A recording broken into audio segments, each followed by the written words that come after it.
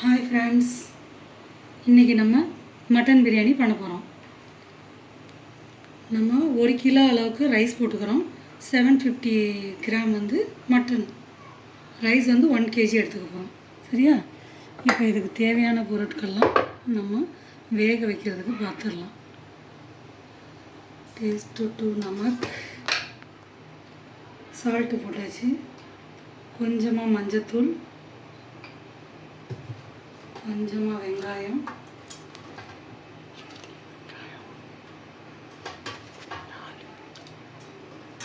ஒரு குட்டி குட்டி பீஸ் 3 பீஸ் வெங்காயம் போட்டிருக்கேன். நம்ம கொஞ்சோண்டு மிளகா போட்டுக்கலாம்.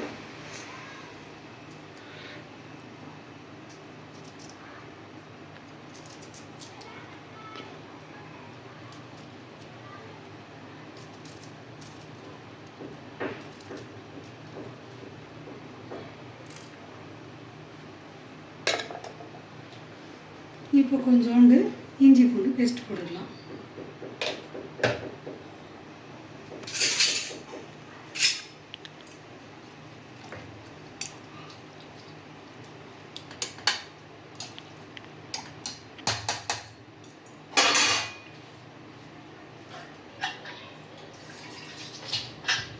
இப்போ இதை ஒரு 3 விசில் நம்ம விட்டு எடுத்துக்கலாம்.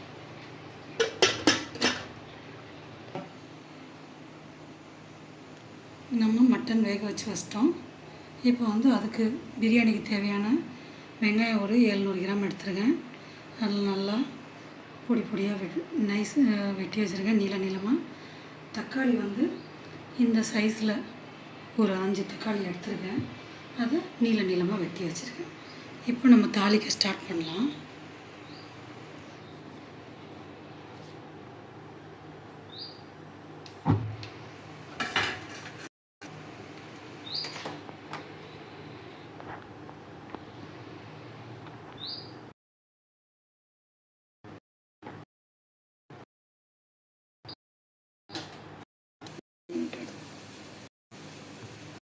நமக்கு தேவையான ஹேப்ஸ் எல்லாம் எடுத்துக்கலாம்.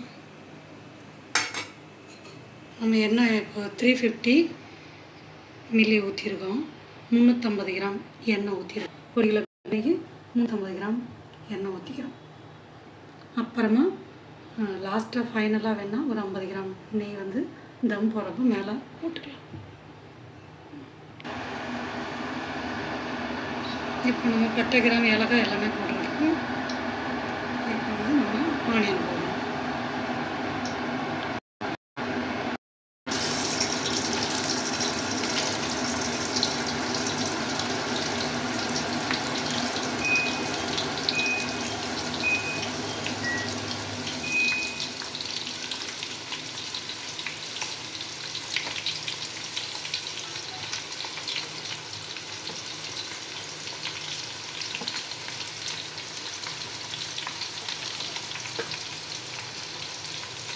இப்போ இது கொஞ்சம் கோல்டு கலர் வர வரைக்கும் நம்ம வதக்கிடலாம்.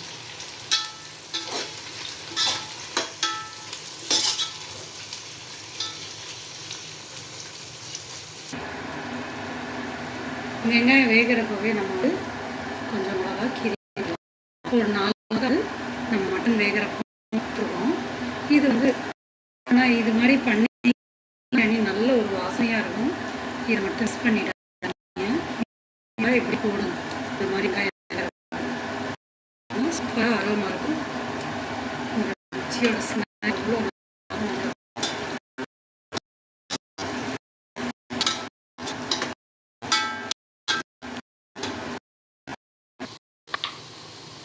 நம்ம இப்போ இஞ்சி பூண்டு பேஸ்ட் போட்டுக்கலாம்.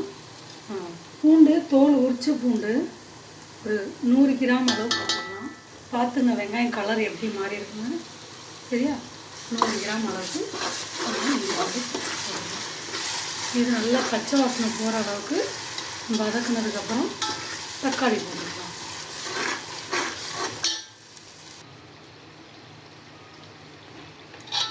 இஞ்சி பூண்டு பேஸ்ட்டு பச்சை வடை போயிடுச்சு. நம்ம வெட்டி வச்ச தக்காளியை போட்டுக்கலாம். இது நல்லா கொலன்னு வேகிற அளவுக்கு நம்ம இது பண்ணிக்கலாம். வேகிறதுக்கு 1 ஸ்பூன் உப்பு போட்டுக்கலாம். நம்ம சீக்கிரமாக கொஞ்சம் தக்காளி வெந்துடும்.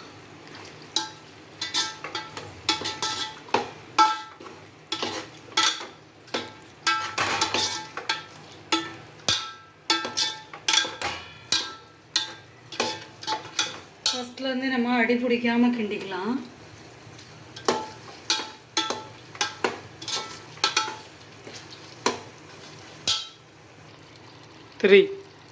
பாருங்கள், தக்காளி நல்லா வெந்துச்சு.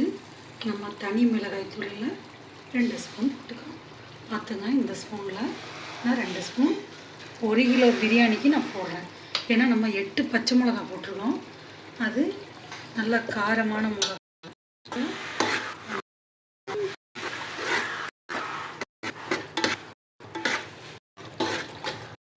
கலர் பாருங்கள், செம்மையாக இருக்குது.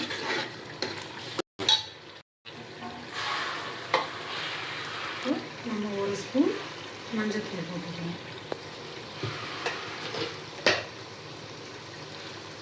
1 ஸ்பூன் கரம் மசாலா தூள் போட்டுக்கிறோம். இது எங்கள் வீட்டில் அரைச்சது. நான் உங்களுக்கு இந்த வீடியோ வந்து நான் போடுறேன். இப்போது இதுக்கு தேவையான புதினா கொத்தமல்லி போட்டுக்கிறோம். நம்ம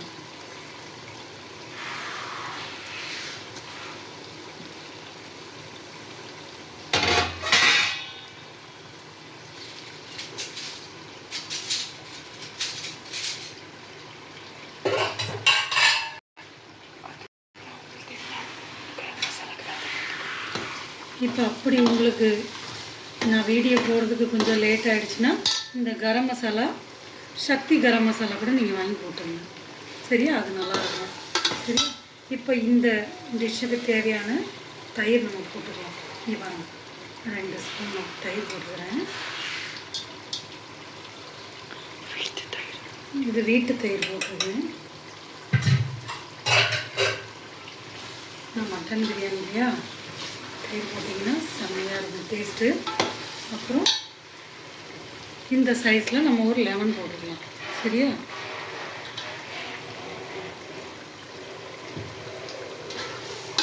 இதை அடி பிடிக்கணும்னு நம்ம தயிர் வீணாகாத நம்ம சிம்மில் வச்சு கிண்டணும். இந்த தயிர் வந்து சூடில் போட்டோம்னா உடஞ்சிடும், திரிஞ்சா மாதிரி ஆகணும். அதனால் தயிர் போட்டுறதுனால கொஞ்சம் நேரம் அப்படி கலரி விடணும். கலரி விட்டுட்டு இப்போ பாருங்கள், செம்மையாக இருக்கா? எப்படி வந்துச்சு பாருங்கள். கலர் சூப்பராக இருக்காங்க.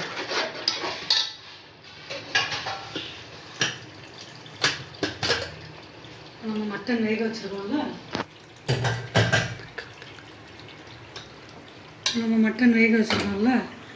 இதை வந்து நம்ம வந்து இது உள்ளே போட்டுக்கலாம்.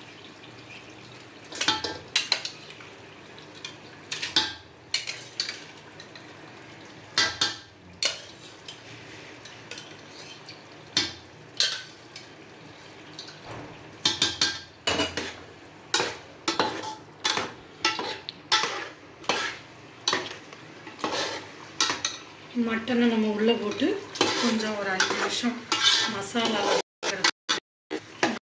இருக்கட்டும். இப்போ வந்து நம்ம வந்து இந்த தண்ணியை வந்து அளந்து ஊற்றிக்கலாம்.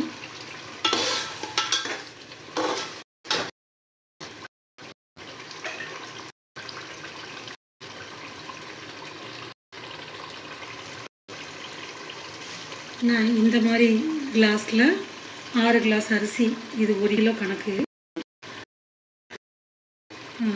6 கிளாஸு அரிசின்னா 12 கிளாஸ் தண்ணி. ஆனால் நான் 12 கிளாஸ் தண்ணி ஊற்ற மாட்டேன். நான் ஜீரக சம்பா தான் எடுக்கிறேன். எங்கள் வீட்டில் லாங் ரைஸ் அவ்வளோக்கா பிடிக்காது எல்லாருக்கும். அதனால் ஜீரக சம்பா ரைஸில் தான் நான் இப்போ வந்து பிரியாணி பண்ணுறேன். அதனால் இதில் நம்ம 10 தண்ணி ஊற்றிக்கலாம். கரெக்டாக இருக்கும். உதிரியாக வேணும்னா 10 ஊற்றிக்கலாம். இல்லை எங்கள் வீட்டில் உதிரியாக பிடிக்காது, கொஞ்சம் குழஞ்சமாக இருக்கணும்னா 11 ஊற்றிங்க நீங்கள் தண்ணி. எதில் நீங்கள் உங்கள் வீட்டில் அளக்கிறீங்களோ அதில் வந்து நீங்கள் தண்ணியை அளந்து ஊற்றிங்க.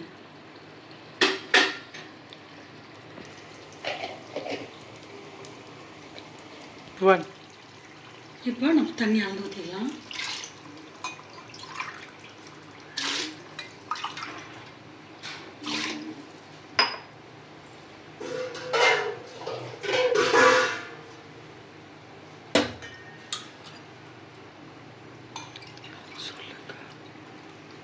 நாலு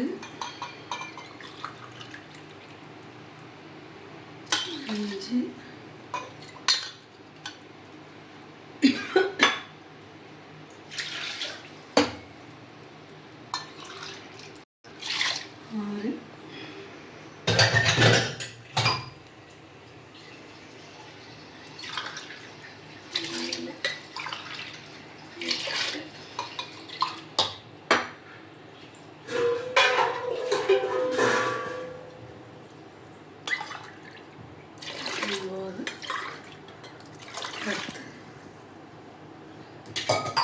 இப்போது நம்ம கொஞ்சோண்டு கறியில் உப்பு போட்டிருக்கோம் 1 ஸ்பூன். இப்போ இதில் 1 ஸ்பூன் நம்ம போட்டிருக்கோம் உப்பு. இது நல்லா இப்போ நம்ம 2 ஸ்பூன் உப்பு தான் 1 கிலோ பிரியாணிக்கு போட்டிருக்கோம். இப்போ அதே ஸ்பூனில் இன்னும் நம்ம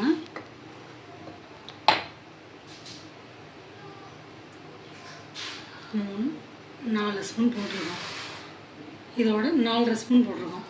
நம்ம அரிசி போட்டதுக்கப்புறம் உப்பு செக் பண்ணிக்கலாம். இப்போ இது நல்லா கொதி வந்தோடனே அரிசி போட்டுக்கலாம் நம்ம.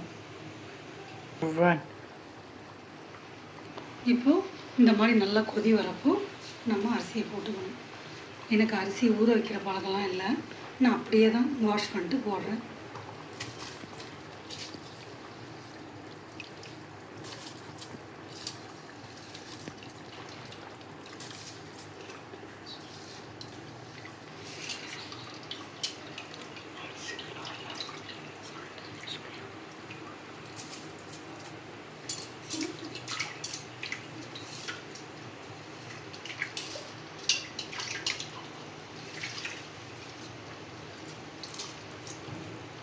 இந்த பிரியாணி நீங்கள் அவசரம் இல்லாத அமைதியாக பண்ணலாம். நீங்கள் முதல்ல ப்ரிப்ரேஷன் பண்ணி வச்சுக்கிட்டிங்கன்னா எந்த ஒரு டென்ஷன் இல்லாத பண்ணலாம்.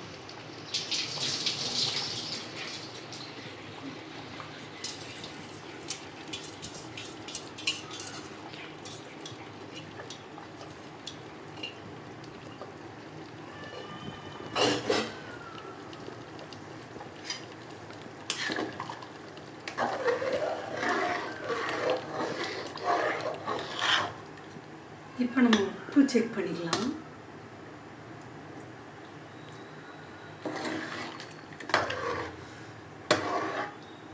உப்பு, புளிப்பு, காரம் எல்லாம் கரெக்டாக இருக்குது.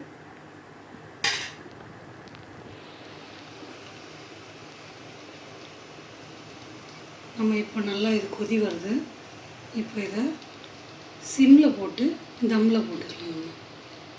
ஏன்னா இந்த ஸ்டேஜ்லேயே நம்ம இங்கே கொதி வருதில்ல, அப்போது மூடி போட்டு மூடி நம்ம கேஸில் தான் செய்கிறோம். சிம்மில் போட்டால் தான் அடி பிடிக்கும். நான் உங்களுக்கு லாஸ்ட்டில் காட்டுறேன், ஒரு துளி கூட அடி பிடிக்காது. பாருங்கள், அப்படி கொதி வருதில்ல, அப்போது நல்லா கொதி வருது பாருங்கள். இந்த ஸ்டேஜில் நம்ம என்ன பண்ணணும், கொஞ்சம் கலரி விட்டுட்டு ரைஸ் கீழே போயிடும், தண்ணி மேலே நிற்கும். இப்போ நல்லா கொதிக்குது பாருங்கள். அடுப்பை சிம்மில் வச்சுட்டு நம்ம மூடி போட்டு வச்சிடலாம் ஒரு 10 நிமிஷம். நான் இன்னும் லெமன் ஊற்றலை, ஊற்றுவேன் ஒரு 5 மினிட்ஸ்க்கு அப்புறம் ஊற்றுவேன். லெமன் ஊற்றணும், பாக்கி இருக்குது. நம்ம ஒரு 8 மினிட்ஸ் வச்சுருந்தோம் பாருங்கள். அதே மாதிரி சொல்ல சிம்மில் வச்சு வைங்க. பாருங்கள் எவ்வளோ தண்ணி இதாகிடுச்சு. இந்த ஸ்டேஜில் நம்ம ஒரு லெமன் பிழிஞ்சு ஊற்றிக்கலாம்.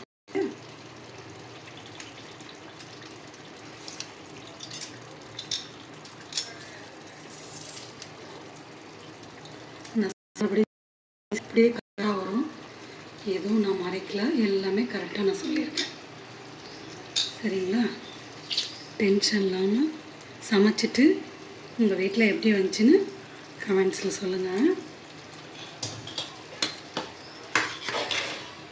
பாருங்கள், லாஸ்ட் வரைக்கும் நான் கிண்டியிருக்கேன். ஒரு அடி கூட பிடிக்கல பாருங்கள். இப்போ நல்லா கலரி விட்டுடணும். அந்த புளிப்பு வந்து எல்லா இடத்துக்கும் போகணும்ல. இப்போ நம்ம இன்னும் ஒரு 10 மினிட்ஸ், ஏற்கனவே நம்ம தண்ணி ஊற்றி கொதி வந்து அரிசி போட்டு ஒரு 10 மினிட்ஸ் நம்ம சிம்மில் விட்டுருந்தோம். இப்போ இன்னும் ஒரு 10 மினிட்ஸ் சிம்மில் விட்டோன்னு வச்சுங்க, பிரியாணி ரெடி. இந்த ஸ்டேஜில் தான் நான் என்ன பண்ணுவேன், நெய் ஊற்றுவேன். இங்கே பாருங்கள், ஏன்னா வந்து உங்களுக்கு தம் உடைக்கிறப்போ அவ்வளோ டேஸ்ட்டாக இருக்கும். நம்ம நெய் அதிகமாக போடலைனாலும் உங்களுக்கு அதிகமாக போட்ட மாதிரி ஒரு நல்ல ஒரு மனம் இருக்கும், நெய் வாசனை. இங்கே பாருங்கள், இப்போ இப்படியே நான் ஒரு 10 மினிட்ஸ் மூடி வச்சிருக்கேன்.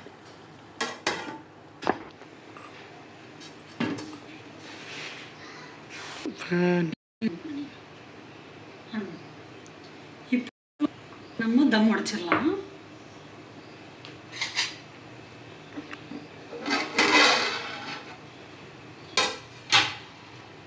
இங்கே பாருங்கள், சோறு சூப்பராக வந்துருச்சு பாருங்கள். அப்படியே உதிரி உதிரியாக இருக்கும்.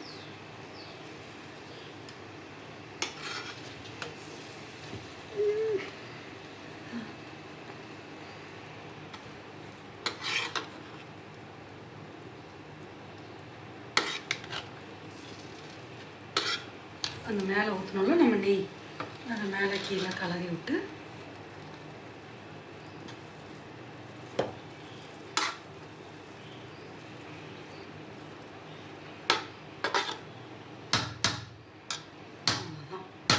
பிரியாணி சேவிங்ஸ்க்கு ரெடி. இப்போ பிளேட்டிங் நீங்கள் பண்ணுங்கள். எங்கள் வீட்டில் மட்டன் பிரியாணி, ரைத்தா, இதுதான் இன்றைக்கி எங்கள் வீட்டு லஞ்ச். ஓகே, பாய். நெக்ஸ்ட் வீடியோவில் பார்க்கலாம்.